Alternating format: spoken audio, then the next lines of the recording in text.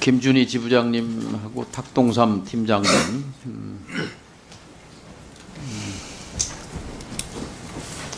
얼마 전에 낸 공익신고자 입장문에서 누가 진짜 공익신고자입니까? 구구절절히 말씀을 하셨는데 거기 그 민원사주라고 이제 자꾸 나오는데 우리 과방위에서는 민원사주라는 말이 좀 사주라는 말이 어렵기도 하고 좀 헷갈리기도 해서 청부민원이라고 하는 것이 훨씬 더 명료하다. 어떻게 동의하십니까? 단어가 중요하지 않고 의미가 중요하다고 생각하고 청부민원이자 민원사주이기도 하다고 생각합니다. 네, 단어가 중요하지 않은 게 아니라 개념이 굉장히 중요합니다. 참고하시기 바라고요. 우리 탁동삼 팀장께서는 이제 유희림 씨라고 계속 호칭을 하는데 어쨌든 조직의 기관장 유희림 위원장인데 유희림 씨라고 호칭하는 이유는 뭡니까?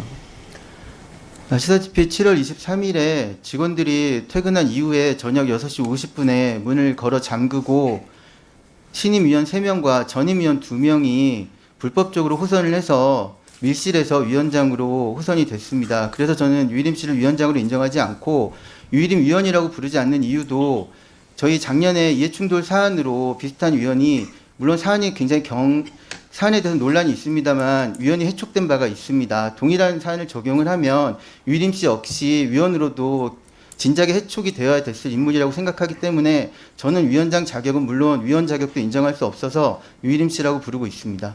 아주 명쾌하게 설명을 해주셨습니다. 그냥 모르는 척 했으면 좋았을까요? 그냥 물러섰으면 좋았을까요? 국가 예산으로 운영되는 공적기구의 구성원으로서 비리나 공익 침해 행위가 발생하면 신고해야 할 책임이 저희에게 있습니다. 굳이 법적 책임을 따지지 않아도 직업인으로서 인간으로서 부끄럽지 않게 지켜야 할 양심이 있었습니다. 이 성명서 내용인데요. 바로 탁동삼 팀장 같은 분이 있었기 때문에 저는 우리 사회에 그래도 아직 희망이 있다고 생각합니다. 2002년도에 미국의 타임지는 올해의 인물로 휘슬블로워 내부 고발자를 표지 인물로 선택했습니다. FBI 요원 콜린 롤리라는 사람 등 3명이 9.11 테러 용의자를 체포한 뒤 본부에 수사 확대를 요청했지만 본부가 묵살했습니다. FBI의 관료주의와 내부 관행을 경고하고 고발한 이런 내부 고발자가 있었기 때문에 사실은 내부 고발대로 시행했더라면 9.11 테러의 양상은 좀 달라졌을 수 있겠죠. 미국 사회가 그나마 건강을 유지할 수 있다라는 것이 미국 사회의 합의입니다. 그래서 내부 고발자에 대한 사회적 인정과 명예 그리고 보상 등이 주어집니다. 이 휘슬블로워 보호법을 벤치마킹한 것이 공익신고자 보호법입니다. 국회에서 15대 국회 때부터 오랜 기간 논의해서 근 15년여 흐른 뒤에 2011년에 처음 제정이 된 법인데요. 그러나 오늘의 현실은 공익 제보자가 압수수색 대상자로 전락하는 이런 물구나무선 정의를 보게 됩니다. 아까 개인적으로도 고민과 번민이 있었다고 말씀했는데 공익 제보자로서 나서게 된데 그때 심경과 고민을 잠깐 좀 더 설명해 주실 수 있습니까? 일단 뭐 이렇게까지 많은 가족과 지인들이 동원됐을 거라고 예상을 하지 못했고요. 한 명 한 명 밝혀질 때마다 굉장히 저는 당황스러웠습니다. 그리고 뭐 아까 말씀드렸지만 저는 월급을 받아서 가정을 건사하는 뭐 가장인 만큼 가족들의 얼굴을 떠올리지 않을 수 없었고요. 뭐 하지만 아까 말씀드렸다시피 이것은 제가 선택할 수 있는 문제가 아니라 해야 하는 것이었기 때문에 가족에 대한 걱정은 물론 지금도 하고 있지만 걱정은 걱정대로 하지만 제가 해야 될 의무는 의무대로 지켜야 한다고 생각을 했습니다. 그래서 지금도 후회하지 않고 있고 제 결정에 대해서는 다시 돌아가도 똑같은 선택을 할 것입니다. 예, 박정훈 대령이 있어서 최상병 사건이 이 세상에 드러났듯이 탁동삼 팀장 같은 분이 있어서 청부 민원의 실체가 국민 앞에 낱낱이 드러나고 있습니다. 김준희 지부장께서는 어떤 역할을 하셨습니까? 내부에서 문제 제기하는 직원을 징계하겠다고 하고 소위원회 회의 협상에서 문제 제기하는 위원도 있었지만 내부에서 아무런 반응조차 없었다고 생각합니다. 내부에서 해결이 불가능했기 때문에 권익위를 통해 문제 제기를 할 수밖에 없었고요.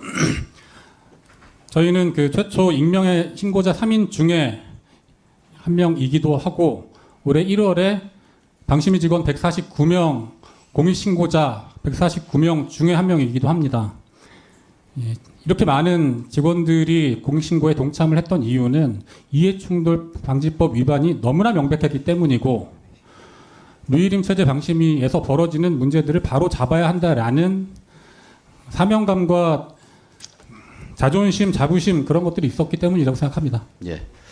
그 권익위에서 오신 두 분 들어가시고 두 분 좀 나오실까요? 김정대 과장님하고 홍영철 과장님. 시간 조금 2분 더 드립니다. 예. 네. 아니 여기 공익이 남았는데 뭐라고 3분 생각하십니까? 우리 드리세요. 저 3분. 두 분 짧게 권익위와 공익의 관계는 뭐죠? 얼핏 이해하기로는 사적 이해가 아닌 공공의 이익이라고 생각을 합니다. 얼핏 이해가 아니라 권익위의 존재 이유가 공익 보호에 있는 거 아닙니까? 네, 그렇습니다. 예. 공익 제보자 맞습니까? 방심위 세 분은? 홍 과장님. 네, 그 공익신고자 보호법 공익 제보자 맞습니까? 이해충돌 아니 공익 제보자 맞냐고요? 맞냐 아니냐? 이제 공신법상에는 공익신고자라는 게 있는데요. 그 이제 공익신고자란 공익침해 행위를 신고하는 사람을 말합니다, 위원님. 근데 이제 공익 제보자 맞아 설명하지 말고 공익 제보자 맞아요 아니에요? 그러니까 이제 공익신고자법상에 맞냐고 아니냐고 제가 묻고 일반인들이 있습니다. 생각하는 공익 제보자 아하, 제가 공익 제보자에 속합니까 아닙니까? 대답해 보세요. 지금 유정 권익위원장 이름이 누구죠? 유철환 권익위원장 체제에서 이 세 분은 공익 제보자로 분류됩니까 아닙니까? 공익 제보자로 분류돼요 안 돼요?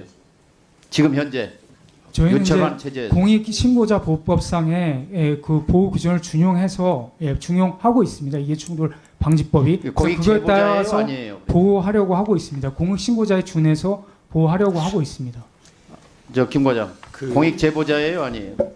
공익 제보자라고 저희가 먼저 이렇게 딱 정해가지고 이렇게 지금 공익 현재로는- 제보자가 아니라고 본다 이 말인가요? 아니 그건 아닙니다. 그건 아닙니다. 예. 그건 아닌 뭐예요?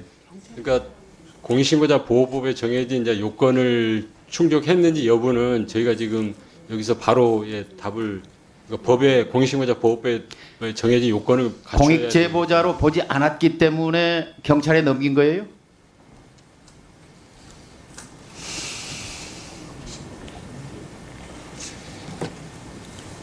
경찰에 넘겼다는 게 경찰에 제보를 했잖아요. 경찰에 신고를 했잖아요. 저희 부서에서는 방심위원장이 이해충돌 방지법 위반 행위 의혹 신고 처리를 했고요. 옆에 홍영철 과장 부서에서는 신고자 책임감면 신청 사건에서 처리하고 있습니다. 두 분의 직책이 부패방지국 청렴정책 총괄과장, 청렴정책 그렇습니다. 그리고 공익신고자 보호과장. 네, 그렇습니다. 네, 그렇습니다. 예, 맞습니다.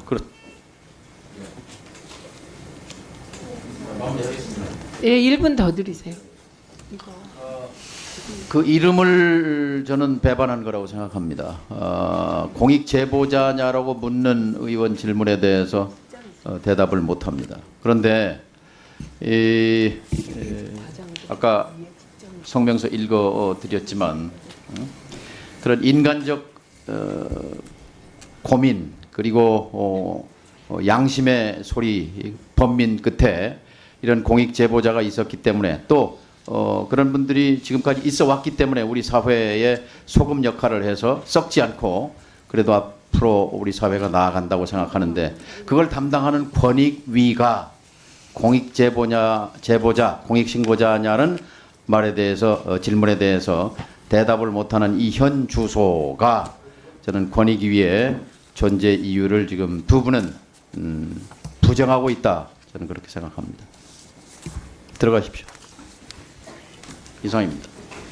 수고하셨습니다.